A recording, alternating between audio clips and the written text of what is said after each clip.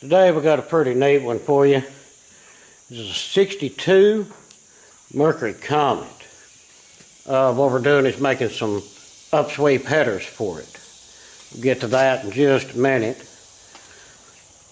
Call this card a Funky Monkey. This is belongs to Grease Monkey magazine. Y'all need to head out. You can get these at a lot of different places, and it does show where you can subscribe to it. I've already done one side. As you can see, I've done the passenger side, making our upsweep header. I'll show you how I done that, and then we'll go to the driver's side.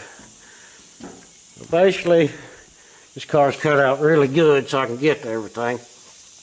What I've done, I cleaned the head off and I bolted the header plate up. And then I took 4 tubes of 2" and I put a 140-degree bend in them. Well, as you know, the header tubes are oval shape. So we angle cut the ends of our bends and then ovaled them out where they would fit up in the header tube. And that way we can get real good welds on them. Can y'all see that? They're welded outside and inside. That way the vibration won't cause them to prematurely crack or get any leaks or any breaks in them. Got them lined up there pretty good. And the way I kept them all in good alignment, actually see this jig here? Took this board, put a hole in it and a piece of pipe where it would hold it good. Then I just slid that down over top. And you see it fits from fender to fender. Well, that way, as you slide each tube in, you know it's going to hold it. And seeing as I'm working by myself, I ain't going to be able to hold nothing. And I often create jigs like this to help me out and to keep everything in line.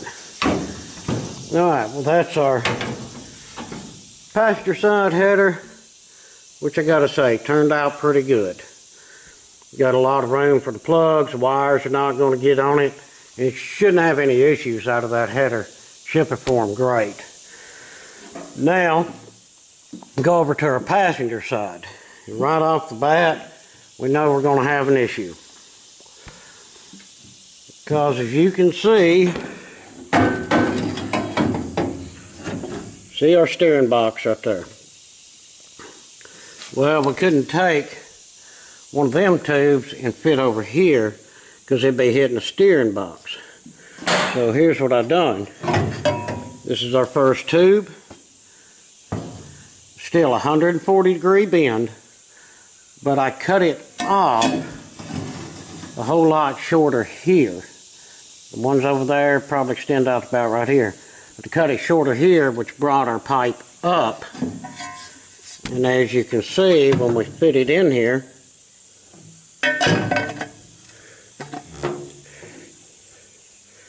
we have clearance for a steering box. Alright. Well, we'll get this one installed, and then we'll go over to the bender and I'll show you how I make these, and we'll try to get this side knocked out. Alright, we have this one fitted in place. You see all I did was put my little jig there and just took the single board and the socket spaces it out just perfect. And I just laid these boards here to keep the other one level. You see that's sitting up straight like it should. We have a really nice fit at the header flange. Hopefully you can see that okay. See the space we have?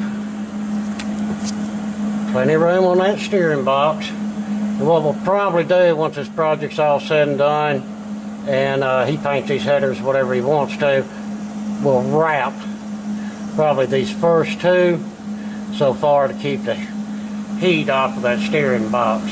Alright, I'm going to get this one welded on, and I already have 2 more made up. But we're going to go over to the bender, and I'm going to show y'all how I made these. We'll make that last one. We got 2 of the tubes welded in, a little jig with the spacer, using the socket as a spacer. So they'd be working out great. We're nice and lined with each other. Don't worry about the length. We'll get everything welded on there, and then we'll just cut straight across, get it even. Yeah, that's working out just fine. Same space in between them as the other side. Which is basically a tight 4-finger width. Alright, now let's head over to the bender. And I'll show y'all just how I make these things.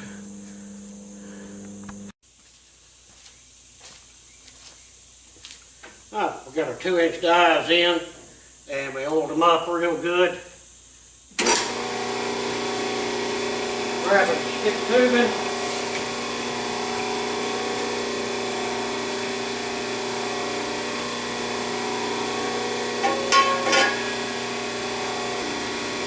Alright. Do all the seams against my stick shoe. Go on the shoe. I'll put 140 in it.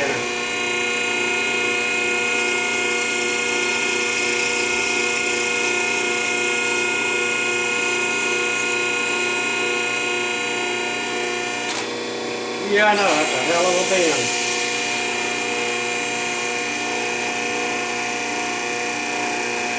Like I say, on these real big bends like this, always put a little lube on the guys. That way you get you a nice, smooth bend without any crinkles in it.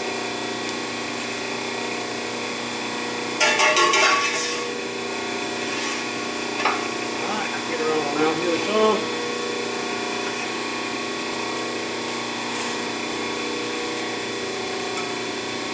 And this is our 3rd tube that we've already made. So what we're going to do is just lay it on there. We know the angle and everything is correct on this cut. It's just like pattern bend and pattern cutting.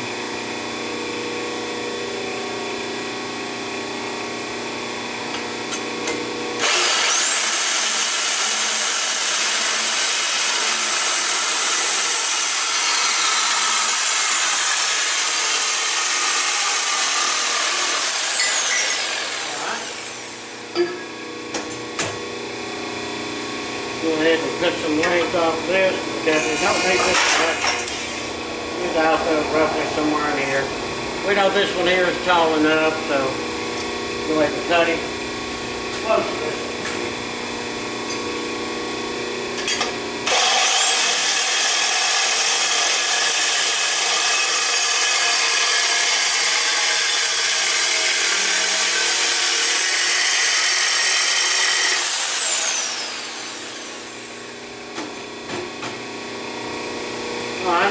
Now we have to get this in where it's going to fit in the header flange properly.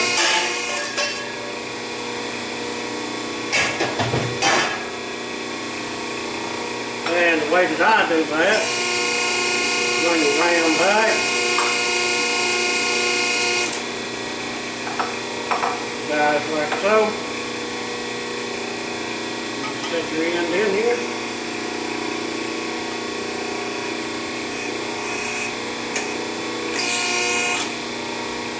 And mash it. There you go. Now we'll get the same oval shape. It'll fit up in there well, and it'll weld well. Alright, let's run over and get these 2 welded in. Alright, I got all 4 tubes in line, welded in place. Well, it turned out pretty good. Now what we're going to do is raise the car up, because I can come through fender well area. Yeah, what fender well, right? And we want to weld as much as we can before we take the header off. The reason for that is, even though that flange down there is pretty thick, you weld the crap out of it and you can warp it. We've got the welder on 4 as high as it'll go, so we can get a good burn in on that thick metal, and we just roll it onto our pipe without burning through. But let's get that, then we'll get the header off on the table. We'll finish what few welds we missed, and we'll get some welds on the inside also. We got as much welded as we could. What I did, I raised the car up where I can come through. And before we take the header off, we're going to go ahead and cut it. That way, once we cut it off, we can take our file and clean up the ends. What I've done is just measured from the frame rail up. I've got 31.5, so I just done the same on this, and then just took me a straight edge and done the stand and guesstimate level across mark. Let's grab our sawzall, cut them off, and then we'll get this header off and get her finished up. Alright, we got our header welded up and it's cut off. We're ready to install it. What I did was took some copper spray and sprayed across the header and stuck my gasket on there. That way the gasket won't fall off. I don't need to be dealing with that, picking up this heavy header. And here's the way that I'll install headers, if you can. See this 3/8 stud that I put in there? That'll give me a nice pivot point and a slide on, and will hold all the weight so I can get the bolt started in correctly. Let me get the camera positioned right, and I'll try to install this header where you can see it. This is about the best position I can get the camera in. Hopefully y'all can see everything okay there. We see the header goes up in there just fine because we ain't got nothing here in our way. So what I'll do is just grab it, get it on that peg right there. See how much easier that makes it just to slide it up there. Go ahead and get us back one in if we can.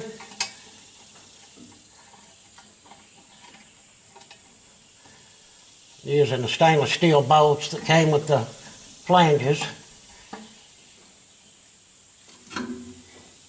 Yes, I did put some anti-seize compound on all my bolts.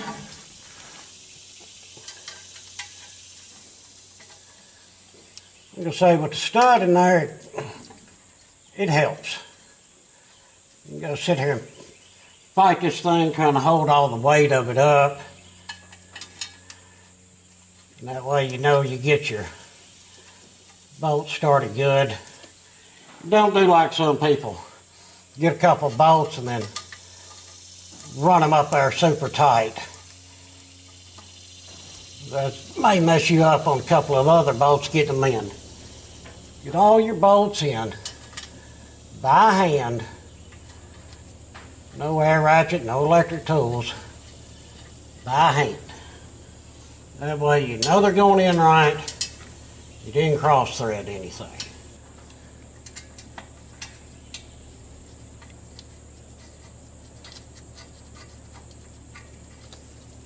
Alright, all of them should have started good. And I'm just using my quarter cable electric driver just to get everything snugged up there.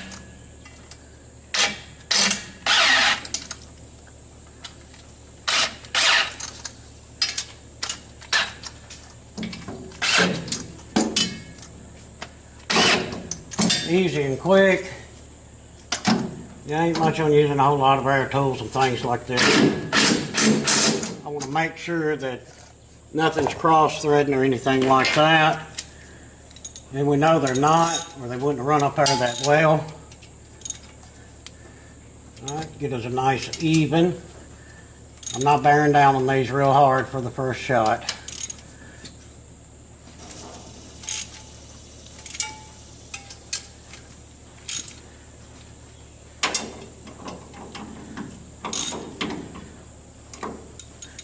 And there's a header install.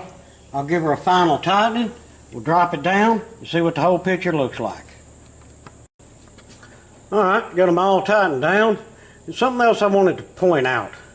When you're making headers, do your best to make it where they're going to be as easy to get on and off. What I mean is, watch your tubing.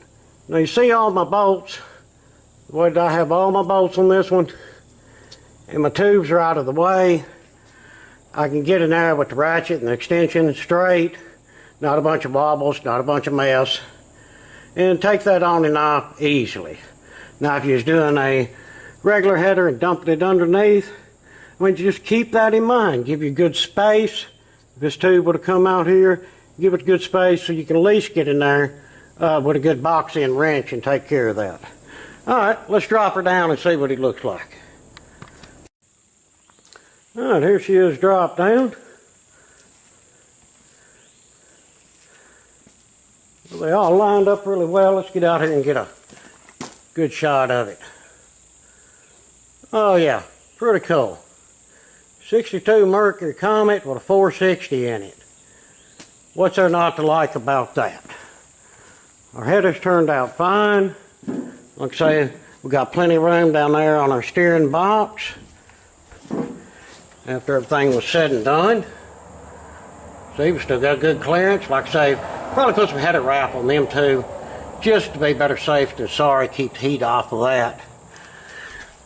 It all turned out really nice. Well, I hope y'all liked that video. I know I like making it. It was fun to make them headers. Thank y'all for watching the video. Like I say, hope you liked it. Hope you learned a little bit of something. Hit that like and subscribe button. And y'all have a good one.